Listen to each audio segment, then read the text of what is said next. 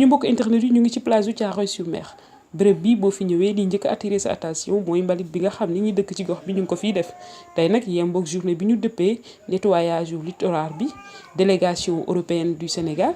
ànd ci ak ville de Pikine ak mairie de Thiaroye daal di ñëw ci bile bërëb ngir setal ko. tey ñun dañoo ñëw daje fii ànd ak population yi fas yéene liggéey gën a setal li nga xam ne mooy plage bi fexe ba li nga xam ne moo fi nekk ci mbalit dégg nga mu dañ bu ko defee plage bi gën a neex a gis gën a neex a liggéeyee. fii ñu nekk nii ci plage bi amul benn mbedd yi wala mbedd yi amuñu ñuy may camion yi nga xam ne yu jël mbalit mi di ñëw ba ci kanamu kër yi moo tax léegi te fa nga xam ne fa la oto yi nekk sore na moo waral nag léegi population yi la ñuy def mooy guddi bëccëg dañuy sotti seen mbalit ci fi nga xam ne mooy tefes gi te loolu nag pour ñu mën ko def mooy il faut ñu am ay yoon yu nga xam ne oto yooyu dinañ ci mën a jaar ba génn ci géej gi pour jël mbalit moomu léegi nag ñu ngi liggéey ci li nga xam ne moom mooy gouvernement bi ak DUA muy direction urbanisme ak aménagement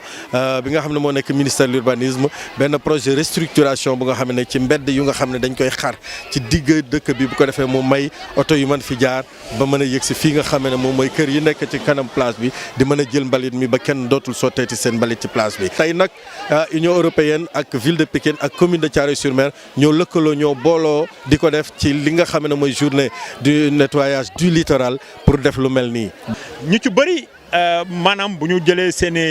potit wala seen i raxas dañ koy tuur ci géej gi seen i mbalit aussi dañ koy tuur ci géej gi mais géej gi dafa am benn solo bu muy joué parce que géej gi dañ ciy napp dañ ciy def leneen. donc loolu aussi dafay tax jën yi di daw lu mu gën a salte jën yi di gën di daw te loolu dafay sonal ñi nga xam ne ñoom ñooy napp parce que aussi bu boobaa ñoom seen activité dafay gën a dellu ginnaaw moo tax tey jii bi nga xam ne journée bi ñu ngi koy célébrer ci àdduna bi yëpp ñi nga xam ne ñoo fi toogal Union européenne ak ville de Pikine yàgg nañu nekk ci partenariat ñu waxtaanoon daal ni dinañ jëm a seet nu ñuy mën a def pour que bi ñu xoolee ni vraiment plage yi xaw na tilim tuuti salte ñu jéem a def ba nga xam ne dinañ jéem a yee population yi nag du ñun ñu ñëw defal leen li nga xam ne ñoom ñoo ko war a defal seen bopp parce que seen gox la mais dinañ ñëw rek xëy na ñàkk a xam la moo taxoon ñu ñëw pour waxtaan ak ñoom saafonte ak ñoom mais quand même ñun seen bopp ak ñi nga xam ne ñun leen fa àndal Union européenne muy tubaab bi comme ni ngeen ko gisee ñu ñëw di bale di raxas peut-être ëllëg loolu dina tax nit ñi xalaat ni comme ñi dëkkuñu fi bari ñëw di def lii kon ñun vraiment ëllëg aussi war nañu sàmm li nga xamante ne ñun ñoo ko moomal suñu bopp changement de comportement rek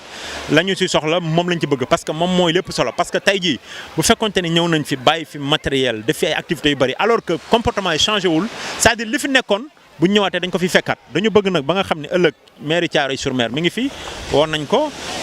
am na matériel boo xam ni jox nañ leen ko également pour que au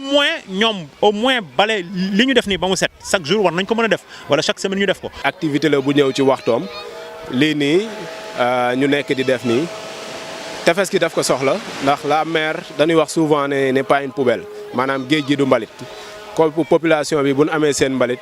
li ñuy mën a def te amuñu beneen issue amuñu beneen moyen dañuy ñëw andi ko fii donc liñ ci man mooy sensibiliser leen tout le temps di wax ak ñoom di waxtaan ak ñoom ba nu comprendre que ne ñoom la population ñooy produire ordures yi mais ñoo war a faire en sorte que la gestion des ordures ñu def de telle sorte que la gestion des ordures population bi dañ war a def de telle sorte que dana am un mécanisme de récupération boo xamante ni dina permettre ordures yi dootul ñëw ci tefes gi.